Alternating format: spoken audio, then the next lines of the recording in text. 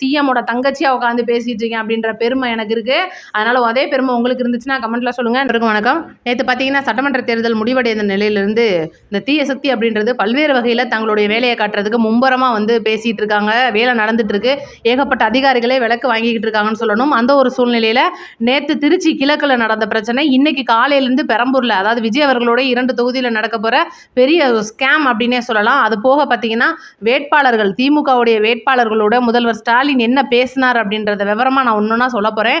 அதுக்குள்ளேயும் இப்போ நடந்த சட்டமன்ற தேர்தலில் யாருடைய ஆட்சி அமைய போகுது அப்படின்ற மிகப்பெரிய விளக்கம் இன்னைக்கு ஒட்டுமொத்த பத்திரிகையாளர்ன்ற போர்வையில் இருக்கிற தீய சக்தியை சேர்ந்தவர்கள் இன்னைக்கு உட்காந்து தொலைக்காட்சியாக பேட்டி கொடுக்கறதுக்கும் அவங்களோட சேனலில் வீடியோ அப்லோடு பண்ணுறதும் முழுக்க மக்களை ஏமாற்றும் விதமாக தான் அமைஞ்சிருக்கு. இது விரிவாக நான் சொல்ல போகிறேன். சேனலுக்குள்ளே வந்தவங்க லைக் அண்ட் சப்ஸ்கிரைப் பண்ணிடுங்க. உங்களோட கமெண்ட்டில் சொல்லிடுங்க. வீடியோக்கு கீழே ஹைப்னு இருக்கும், அதையும் கொடுத்துருங்க.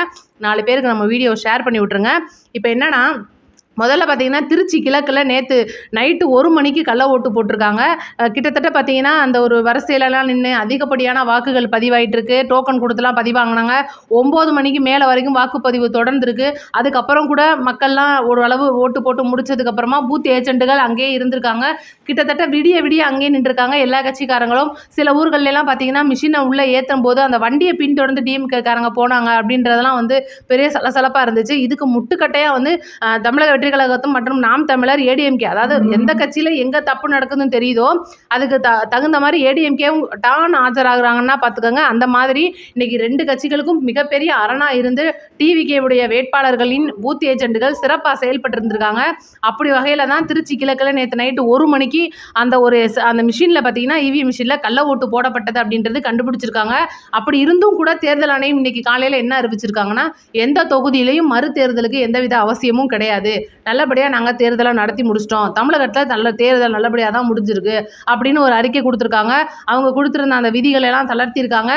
7 அடுக்கு மேலே இந்த அதாவது வாக்கு எண்ணும் மையங்கள், அந்த பெட்டி கொண்டுட்டு போய் வச்சிருக்கிற ஸ்ட்ராங் ரூம் அப்படின்னு சொல்லிட்டு 62 மையங்களை வந்து தேர்ந்தெடுத்து காலேஜ் இந்த மாதிரி இடங்கள்ல ரொம்ப பத்திரமா வச்சிருக்காங்க. கிட்டத்தட்ட 3 அடுக்கு பாதுகாப்பு வந்து போடப்பட்டிருக்கிறது அப்படின்னு சொல்லியிருக்காங்க. இத்தனையும் மீறி நான் திருச்சி கிழக்கில் மட்டும் ஏன் அதை தூரம் சொல்கிறேன்னா, அந்த திருச்சி கிழக்கில் நேற்று இனிக்கோ இருதயராஜ் அவருடைய தொகுதியில், விஜய் அவர்களுக்கு எதிராக நிற்கிற அவரோட தொகுதியில் அதிகப்படியான கள்ள வாக்குகள் பதிவாயிருக்கு. அது போக பெரம்பூர் தொகுதியிலையும் அதிகப்படியான கள்ள ஓட்டுகள் பதிவாயிருக்கு. தன்னோட ஓட்டுகளை சில பேர் பதியவே இல்லை, ஆனால் கூட நான் ஓட்டு போட்ட மாதிரிலாம் எனக்கு இருக்குது அப்படின்ற மாதிரி நிறைய பேர் கம்ப்ளைண்ட் கொடுத்துருக்காங்க. இன்னைக்கு காலையில் பார்த்தீங்கன்னா அந்த ஸ்ட்ராங் ரூமில் 3 அடுக்கு பாதுகாப்பை மீறி ஒரு நபர், திமுக நபர் வந்து அந்த மிஷின் வச்சிருக்கிற ரூமுக்குள்ளே போனதை ஒரு சிங்க பெண் அதிகாரின்னு சொல்லணும். அவ்வளோ தூரம் வந்து மானக்கேடாக கிழிக்கிறாங்க. நான் தெரியாமல் கேட்குறேன், ஏன்டா நீங்கள் இந்த வேலைலாம் பார்க்குறீங்க? ஒரு தமிழகத்தை 5 வருஷம் ஆண்டமா, மக்களோட மண்டையப்புறம் மொட்டை அடிச்சிட்டிங்க, திருப்பி வந்து நீங்கள் வரணும் அப்படின்றதுக்காக கோடிக்கணக்கில் செலவழிச்சிருக்கீங்க. இதெல்லாம் தாண்டி இன்னைக்கு மக்கள் தன்னோட தலைவனை கரெக்டாக தேர்ந்தெடுத்துட்டாங்க, தேர்ந்தெடுக்க போகிறாங்க, ரிசல்ட் வரப்போகுது. இன்னமும் நாங்கள் தான் வந்து ஆதிக்கம் பண்ணுவோம், இன்னமும் நாங்கள் தான் அதிகாரிகள். இன்னைக்கு சில அதிகாரிகள் வேணால் விலைக்கு போகலாம். இந்த பார்த்தீங்கன்னா இந்த பெண் அதிகாரி எஸ்பியாக இருக்கிறவங்க உண்மையிலே அங்கே இருக்கிற 50 பேரை விட சீறிட்டாங்கன்னு சொல்லணும். என்னை தாண்டி நீ எப்படி அந்த மிஷினை தொடலான்ற மாதிரி அவர் நேருக்கு நேராகவே கேட்டிருக்காங்க. அந்த மாதிரி வந்து திருச்சி கிழக்கில் அந்த சம்பவம் நடந்திருக்கு. அதுக்கப்புறம் அந்த நபர் வந்து பயந்து போயிட்டாரு. கிட்டத்தட்ட அவருக்கு மேலே கைது நடவடிக்கை மாதிரி போயிட்டு விசாரணையே போயிட்டு இருக்கு. இன்னைக்கு மக்களை குழப்புற இந்த 2 தொகுதிகளும் பெரம்பூர் மற்றும் திருச்சி கிழக்கில் விஜய் அவர்களை எப்படியும் ஜெயிக்க விடக்கூடாது அப்படின்னு கங்கணம் கட்டிட்டு திரிகிறாங்க. இந்த சூழ்நிலையில தான் ஸ்டாலின் அவர்கள் வந்து வேட்பாளர்களுடைய ஒரு மிகப்பெரிய மீட்டிங் நடத்துறாப்புல. இங்கிட்டு பார்த்தீங்கன்னா மீட்டிங் ஒரு பக்கம் நடந்துட்டு இருக்கு. இங்கிட்டு பார்த்தீங்கன்னா நம்மளுடைய உதயநிதி அவர்கள் குடும்பத்தோட துபாய்க்கு கிளம்பிட்டு இருக்காரு.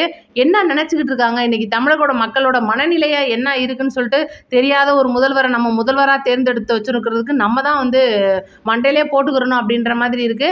அடுத்து பார்த்தீங்கன்னா பெரம்பூர் தொகுதிக்கு வருவோம். பெரம்பூர் தொகுதியிலையும் விஜய் அவர்களை ஜெயிக்க விடக்கூடாதுன்னு ஒட்டுமொத்த தீய சக்தியும் ஒன்றா வேலை பார்த்துக்கிட்டு இருக்காங்க. இதுக்கு என்ன மேட்ருனா, இன்னைக்கு பெரம்பூராக இருக்கட்டும், திருச்சி கிழக்காக இருக்கட்டும், இல்லை தமிழக வெற்றி கழக வேட்பாளர்கள் நிற்கிற அத்தனை தொகுதிகளிலுமே பார்த்தீங்கன்னா அதிகப்படியான வாக்குகள் பதிவாயிருக்கு. இதுதான் இந்த முறை தான் இது முதல் தடவை.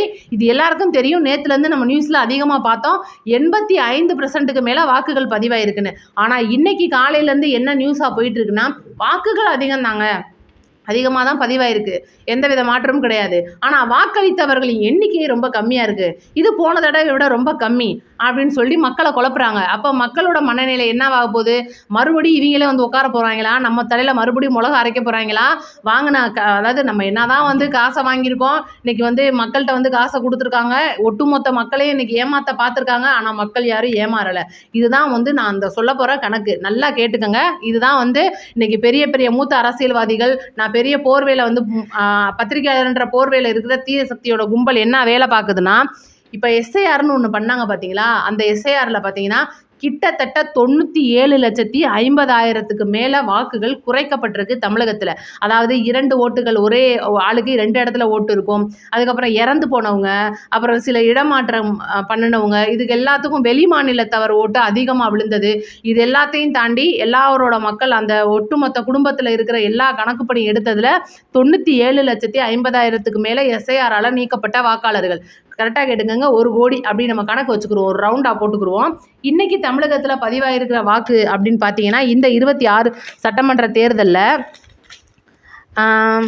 5,73,43,291 வாக்கு சதவீதம் பார்த்தீங்கன்னா 85.34%.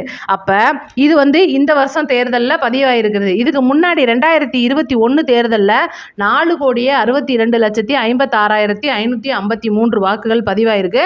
இது பார்த்தீங்கன்னா 73.63%.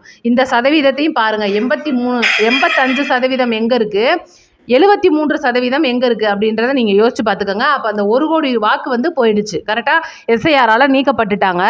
இன்றைக்கி புது வாக்காளர்களாக ஜென்சிகள் அப்படின்ற இடத்துல கிட்டத்தட்ட 15 லட்சம் பேர், 14,59,039 பேர் வந்து புது வாக்காளர்கள். இவங்களில் எந்தவித காம்ப்ரமைஸும் நம்ம பண்ண வேணாம். ஒட்டுமொத்த இளைஞர்களும் வந்து இன்றைக்கி டிவிகேவுக்கு தான் வாக்களிச்சிருக்காங்க அப்படின்றது அவங்களோட வாயால் சொல்லி நம்ம கேட்குறோம். ரைட்டா? இப்போ பார்த்தீங்கன்னா நம்ம இதுதான் வந்து பெர்சன்டேஜ். இந்த பெர்சன்டேஜ் அடிப்படையில் 4 கோடி வாக்குகள் பதிவான போன எலெக்ஷன் எங்கே, 5.25 கோடி பதிவான இந்த எலெக்ஷன் எங்கே அப்படின்றத நீங்கள் யோசிச்சுக்கோங்க. இத்தனைக்கும் 1 கோடி வந்து எஸ்ஐஆரில் போனதுக்கு அப்புறமா. இதுதான் சின்ன கணக்கு. இப்போ நம்ம முழுசாக இன்றைக்கி தமிழக மக்களை எப்படிலாம் ஏமாத்துறான் அப்படின்னு சொல்லிட்டு முதல் இடத்துல இருக்கிற கொளத்தூரில் வேட்பாளராக நின்று நம்மளுடைய ஸ்டாலின் அவர்களுடைய தொகுதியை பற்றி நம்ம பேசுவோம். இதை மக்களே தயவுசெய்து உன்னிப்பாக கவனிங்க. வீடியோ ஸ்கிப் பண்ணிங்கன்னா அப்புறம் அவங்க சொல்கிறத நீங்கள் நம்பி வெட்டியாக மன வருத்தப்படணும். அந்த மே 4 வரைக்கும் கேட்டுக்கங்க. கொளத்தூர் தொகுதியில் பார்த்தீங்கன்னா ஒட்டு மொத்தமாக 2,07,250 வாக்காளர்கள் இருக்காங்க, பதிவு செய்யப்பட்டவங்க. அதில் பார்த்தீங்கன்னா போன வருஷத்துக்கு எத்தனை பேர் வாக்களிச்சிருக்காங்கன்னா 1,71,859 வாக்குகள் பதிவாயிருக்கு. ரைட்டா? அப்போ எப்படி 2 லட்சம் வாக்காளர்கள் இருக்காங்க, 2,10,000 கிட்டத்தட்ட. அதில் 1.25 லட்சம் வந்து வாக்குகள் பதிவாயிருச்சு. ஆனால் இந்த தடவை எஸ்ஐஆர் அப்படின்னு ஒன்று எடுத்ததில் அதிக வாக்காளர்கள், கள்ள ஓட்டு போடுறவங்க அதிகமாக அந்த தொகுதியில் தான் கண்டுபிடிச்சிருக்காங்க. 84,000 வாக்குகள். அப்போ எத்தனை, 1,01,25 லட்சத்தில் 84,000 போயிடுச்சுன்னா 87,859 வாக்குகள் மட்டும்தான் ஐயா ஸ்டாலின் அவர்களுக்கு விழுந்திருக்கு. அப்போ இந்த 2,72,051 வாக்குகள் அப்படின்ற இடத்துல வெறும் 87,000 வாக்குகள் இன்னைக்கு ஸ்டாலின் அவர்களுக்கு விழுந்திருக்கு. யோசிச்சு பார்த்துக்கோங்க. சாரிங்க, ஸ்டாலினுக்கு கிடையாது, ஒட்டுமொத்த வாக்குகள் பதிவானது. இதில் ஸ்டாலின் அவர்களுக்கு 35,000 தாண்டலை. அதுதான் முக்கியமான கணக்கு. நம்மளுடைய ஸ்டாலின் அவர்களுடைய தொகுதி அப்படியே வந்து பார்த்திங்கன்னா அவருடைய மகனார் தொகுதி சேப்பாக்கத்தில் எடுத்துக்கோங்க. எத்தனை வாக்குகள் வித்தியாசத்தில் அவர் ஜெயிச்சிருக்காருன்னா, போன வாட்டி அவர் 93,285 வாக்குகள் வாங்கியிருக்காப்புல. அங்கே இருக்கிற மொத்த வாக்காளர்கள் எண்ணிக்கை 2,26,272. இந்த எஸ்ஐஆரில் அதிகமாக நீக்கப்பட்ட வாக்காளர்கள் அடிப்படையில் அண்ணனோட தொகுதியிலேருந்து கிட்டத்தட்ட 90,000 பேர் போயிடுறாங்க. அப்போ 1,10,000 வாக்காளர்கள் தான் இருக்காங்க. அந்த 1,10,000 வாக்காளர்களில் 84% நேற்று பதிவாயிருக்கு. பதிவான வாக்குகளில் 30% கூட அவருக்கு தாண்டலை அப்படின்றது தான் மிகப்பெரிய ஒரு வருத்தமான விஷயம். அப்போல்லாம் நீங்கள் எப்படிடா ஜெயிச்சிங்க அப்படின்னு நம்மளும் கேட்க தோணுது. பதவியில் இருக்கிறனால நம்மளால் கேட்க முடியல. இந்த 2 தொகுதியை மட்டும்தான் இப்போ வரைக்கும் நான் உங்களுக்கு சொல்லியிருக்கேன். அதை ஏன் அப்படின்னா, இன்றைக்கி ஒட்டு மொத்தமாக இருக்கிற எல்லா தொலைக்காட்சிகளிலையும் மூத்த பத்திரிகையாளர்கள், ஐயா தராசு ஷியாமா இருக்கட்டும், இந்த கோடீஸ்வரன்ற பேரில் வச்சிருக்கிற கேடியாக இருக்கட்டும், ஜிஎஸ் சகாப்தம் அப்படின்ற ஒரு கோமாளியாக இருக்கட்டும், இந்த மாதிரி ஏகப்பட்ட கோமாளிகள் திமுக சொம்பு மற்றும் அதிமுக சொம்பு பல்வேறு கட்சிகளுக்கான செம்பா வந்து இன்னைக்கு பேசிகிட்டு இருக்காங்க. இதுக்கு முன்னாடி அதே வேலையை தான் பார்த்தாங்க. இப்போ என்னடானா கொஞ்சம் கூடுதலாக மக்களோட கணிப்பையும் நம்ம எப்படியும் மாற்றிடுவோம்ல ஓட்டை. ஏன்னா எப்படி நம்ம அதிகாரிகளை சில பேரை கையில் போட்டு வச்சுருக்கோம். நம்ம வந்து இந்த அதிகாரியை பிடிச்சோம்னா இவங்களெல்லாம் தாண்டி இந்த 3 அடுக்கு பாதுகாப்பை தாண்டி சிசிடிவி கேமரா எங்கே பதியலையோ எந்த செவுத்தில் ஓட்ட போட முடியுமோ போய் எந்த மிஷினில் அதிகமாக விஜய் அவர்களுக்கு சாதகமாக ஓட்டு விழுந்திருக்கோ அதை பூரா நம்ம தூக்கிடுவோம் அப்படின்ற மாதிரி மீட்டிங்லாம் போட்டு பயங்கரமாக நீங்கள் என்ன பண்ணாலும் அங்கே நம்மளுக்கு பாதுகாப்பாக இருக்கிற அந்த ஒரு மிகப்பெரிய காவல்துறை அப்படின்றது அரணா இருக்குது. அதை மீறி எந்த ஒரு கள்ள ஓட்டும் பதிவாகாது. அது ரொம்ப முக்கியமான விஷயமா இருக்குது. இப்போ இந்த ஒரு விஷயம் யோசிச்சு பாருங்கள். இந்த ஒரு பூத்தில் நடந்திருக்கிற திருச்சி கிழக்கில் குறிப்பாக இந்த ஒரு எஸ்பி மேடம் அவர்களே வந்து இந்த அளவுக்கு போராடுறாங்க அந்த மிஷினை காப்பாற்றுறதுக்கு அப்படின்னா இன்றைக்கி தமிழக வெற்றி கழக பூத் ஏஜெண்டுகள் எந்த அளவுக்கு வந்து பாதுகாப்பாக நம்ம இருக்கணும் அப்படின்றது எல்லாருமே பாய எடுத்துகிட்டு போய் அங்கே படுத்துருவோன்றேன். நான் 10 நாள் தானே. இன்றைக்கி புதுச்சேரியில் வாக்குப்பதிவு நடந்திருக்கு. கிட்டத்தட்ட 1 மாதம் ஆனதுக்கப்புறம் தான் அவங்களுக்கும் நம்மளுக்கும் ஒரே மாதிரி ரிசல்ட். ஏன்னா அவங்களுக்கு 9ஆம் தேதி நடந்து முடிஞ்சிருக்கு, மே 4 ரிசல்ட் வரப்போகுது. நம்மளுக்கு 23ஆம் தேதி நடந்து முடிஞ்சிருக்கு, மே 4 ரிசல்ட் வரப்போகுது. நான் என்ன கேட்குறேன், தேர்தலை நேர்மையாக நடத்துகிறவங்க, இத்தனை அதிகாரியை வச்சிருக்கிறவங்க, இத்தனை கோடி ரூபாய் செலவு பண்ணுறவங்க, இத்தனை பேரை பணி அமர்த்தி இருக்கிறவங்க, தேர்தல் இன்றைக்கி நடக்கிறியா, நாளைக்கு ஒரு நாளைக்கு கலந்து லீவை விட்டுட்டு எல்லாருக்கும் ரெஸ்ட்டை கொடுத்துட்டு மறுநாள் எண்ணி முடிச்சுட்டு இந்தாப்பா ஓன் ஜோலி, இந்தாப்பா முடி, நீ சிஎம் ஏற்று பதவி ஏற்றுப்போ, விஜய் அவர்களை சிஎம் ஏற்றுக்கங்க, உங்களுடைய ஆட்சி மலர்ந்துருச்சுட்டு போயிட வேண்டியதானே. அதை விட்டுப்புட்டு நீ வந்து 10 நாளைக்கு காத்துக்கிட்டு கடை, இவ்வளோ போலீஸை நாங்கள் வந்து குவியல் போட்டு வச்சுக்கிருவோம், 63 வாக்கு என்னும் இயந்திரங்களை வச்சுக்கிருவோம், இது என்னத்துக்கு இவ்வளோ செலவு தேவை? இதுதான் நம்மளுடைய ஒரு கருத்து. தமிழக வெற்றி கழகம் மற்றும் நாம் தமிழரை சேர்ந்தவங்க இதில் ரொம்பவே உன்னிப்பாக இருக்காங்க. எப்படி போன எலெக்ஷனில் வந்து அதிமுக காரங்க பெட்டியை மாற்றிடுவோன்னு சொல்லிட்டு திமுக காரன் போய் பாயெடுத்து வந்து படுத்தாங்களோ, அதே போல் இந்த தடவை திமுக காரங்க தன்னுடைய மொத்த பவரையும் கையில் எடுத்துட்டு பெட்டியை மாற்றிடுவாங்க, கள்ள ஓட்டு போட்டுருவாங்க. அப்படின்றனால முழுக்க முழுக்க தமிழக வெற்றி கழக ஆட்கள் அங்கே போய் படுக்க போகிறாங்க. இதுதான் நடக்க போகுது. எங்களுக்கு வேலை சோறு தண்ணி எதுவும் வேணாம்டா, நாங்கள் உழைத்த உழைப்பு எங்களுக்கு வந்து பலனாக கிடைக்க போகிறத நீங்கள் தடுக்க முடியாதா அப்படின்ற மாதிரி இன்னைக்கு இதுதான் இளைஞர்களோட எழுச்சியாக இருக்க போகுது. ஏன்னா யாருமே நம்பலை ஒரு போலீஸ் அதிகாரிகளை மீறி. ஏன்னா முதல்ல இருக்கிறது கான்ஸ்டபிளோட ரவுண்டு, அடுத்து இருக்கிறது டிஎஸ்பி எஸ்பி அப்படின்றவங்களோட ரவுண்டு, 3ஆவதாக இருக்கிறது அந்த பட்டாலியன் குரூப், அந்த பெரிய பெரிய துப்பாக்கி வச்சிருக்கிறவங்களோட ரவுண்டு.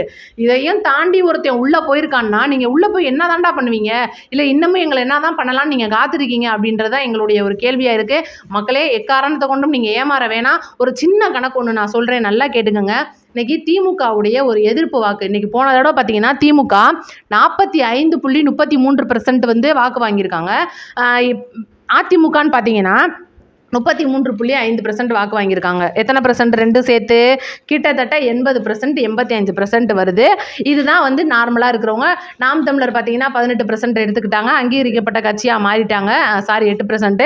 இப்போ கிட்டத்தட்ட பார்த்தீங்கன்னா டிஎம்கேவுடைய எதிர்ப்பு வாக்குகளை மட்டும் நீங்கள் யோசிச்சு பாருங்கள். நீங்கள் புதுசாக பதிவு பண்ணவங்க, பழசாக இருக்கிறவங்க, இதெல்லாம் நீங்கள் யோசிக்கவே வேணாம். இன்றைக்கி திமுகவை எதிர்ப்பாக மாறினவங்க இன்றைக்கி நம்ம சமூக வலைதளங்களில் பார்த்துருக்கலாம், நியூஸில் பார்த்துருக்கலாம். ஒரு 40 லட்சத்தை மட்டும் எடுத்துக்கிடுவோம்.